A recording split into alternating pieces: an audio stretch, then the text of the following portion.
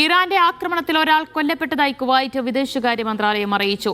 ഇന്ന് രാവിലെ നടന്ന ഇറാനിയൻ ആക്രമണത്തിൽ കൂടുതൽ നാശനഷ്ടമുണ്ടായതായി റോയിറ്റേഴ്സും റിപ്പോർട്ട് ചെയ്തു. ആക്രമണത്തെ തുടർന്ന് കുവൈറ്റ് രാജ്യാന്തര വിമാനത്താവളം താൽക്കാലികമായി അടച്ചിരുന്നു.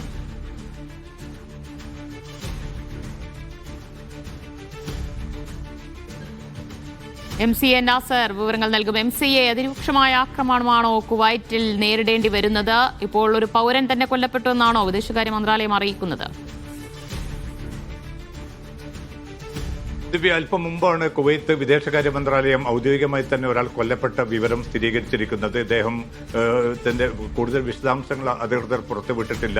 നിരവധി പേർക്ക് വിമാനത്താവളത്തിന് നേരെ നടന്ന ആക്രമണത്തിൽ പരിക്കേറ്റതായും അധികൃതർ സ്ഥിരീകരിക്കുന്നുണ്ട്. അതിന് പുറമെ നയതന്ത്ര കേന്ദ്രങ്ങൾ ഉൾപ്പെടെ തന്ത്രപ്രധാന മേഖലകൾക്ക് നേരെയായിരുന്നു ആക്രമണം നടന്നത്. അതിശക്തമായിട്ട് തന്നെ ഉള്ള ഒരു ആക്രമണമായിരുന്നു കുവൈത്തിന്റെ വിമാനത്താവളത്തിനും അതോടൊപ്പം തന്നെ മറ്റു കേന്ദ്രങ്ങൾക്കും നേരെ ഉണ്ടായത്. പക്ഷേ IRGC ഔദ്യോഗികമായി സ്ഥിരീകരിച്ചിരിക്കുന്നത് കുവൈത്തിലെ അമേരിക്കൻ വ്യോമ കേന്ദ്രത്തിന് നേരെ മാത്രമാണ് ആക്രമണമെന്നാണ്. പക്ഷേ എയർപോർട്ട് ഉൾപ്പെടെ സിവിലിയൻ കേന്ദ്രങ്ങളിലേക്ക് ആക്രമണം വ്യാപിപ്പിച്ചിരിക്കുന്നത് ഒരുപക്ഷെ വലിയ സംഘർഷം രൂപപ്പെടുന്നതിന്റെ ഒരു മുന്നറിയിപ്പ് ആയിട്ടാണ് മേഖലയിലെ വിദഗ്ധരൊക്കെയും വിലയിരുത്തുന്നത്. കാരണം മുമ്പുള്ളതിൽ നിന്ന് വ്യത്യസ്തമായി കേവലം സൈനിക കേന്ദ്രങ്ങളിലേക്ക് മാത്രമായിരുന്നു കഴിഞ്ഞ ദിവസങ്ങളിലൊക്കെ ആക്രമണം പരിമിതമാണെങ്കിൽ പോലും നടന്നിരുന്നത്. കുവൈത്തിന്റെ US വ്യോമ കേന്ദ്രത്തിന് നേരെയും കഴിഞ്ഞ 3 ദിവസം മുമ്പ് ആക്രമണം നടന്നിരുന്നു. പക്ഷേ ഇന്ന് ബഹ്റൈനും കുവൈത്തിനും നേരെ ആക്രമണം നടന്നു. അതും സിവിലിയൻ കേന്ദ്രങ്ങളിലേക്ക് ആക്രമണം വ്യാപിക്കുന്നു. സ്വാഭാവികമായിട്ടും വലിയ ആശങ്ക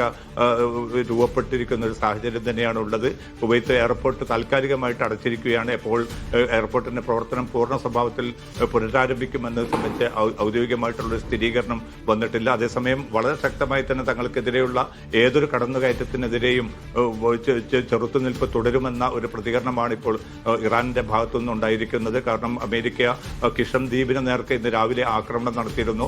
ആ ആക്രമണത്തിൽ വലിയ തോതിൽ നാശനഷ്ടങ്ങൾ ഉണ്ടായതായിട്ടാണ് US സെൻട്രൽ കമാൻഡ് വിശദീകരിക്കുന്നത്. പക്ഷേ ആക്രമണത്തിൽ ഏതെങ്കിലും ആളപായം ഉണ്ടായതായിട്ട് ഇറാൻ സ്ഥിരീകരിച്ചിട്ടില്ല. എന്തായാലും സംഘർഷം കൂടുതൽ കനക്കുന്ന അവസ്ഥയിൽ ചർച്ച മുന്നോട്ട് പോകുന്നത് സംബന്ധിച്ച് കൃത്യമായിട്ടുള്ള ഒരു സൂചനയും ഇറാന്റെ ഭാഗത്തുനിന്ന് ലഭ്യമാവുന്നില്ല. അമേരിക്കൻ പ്രസിഡന്റ് ട്രംപ് ഇന്നലെ രാത്രിയും വ്യക്തമാക്കിയത് ചർച്ച വളരെ ഊർജിതമായി തന്നെ മുന്നോട്ട് പോകുന്നു എന്നായിരുന്നു. പക്ഷേ ഇറാന്റെ ഭാഗത്തുനിന്ന് ഒരു പ്രതികരണം വന്നിട്ടില്ല. ലെബനാനിൽ ആക്രമണം തുടരുന്ന ഒരവസ്ഥ കൂടിയുണ്ട്. ഇതുകൂടി കണക്ക് കൂട്ടുമ്പോൾ ഒരുപക്ഷെ സംഘർഷം കൂടുതൽ വ്യാപിക്കുന്ന ഒരവസ്ഥയിലേക്കായിരിക്കും കാര്യങ്ങൾ കൈവിട്ടു പോകുന്നതെന്ന ആശങ്ക പൊതുവെ രൂപപ്പെട്ടിട്ടുണ്ട്. ദിവ്യ, ശരി. എന്തായാലും ഗൾഫ് മേഖല കേന്ദ്രീകരിച്ച് ശക്തമായ ആക്രമണം നടക്കുകയാണ്.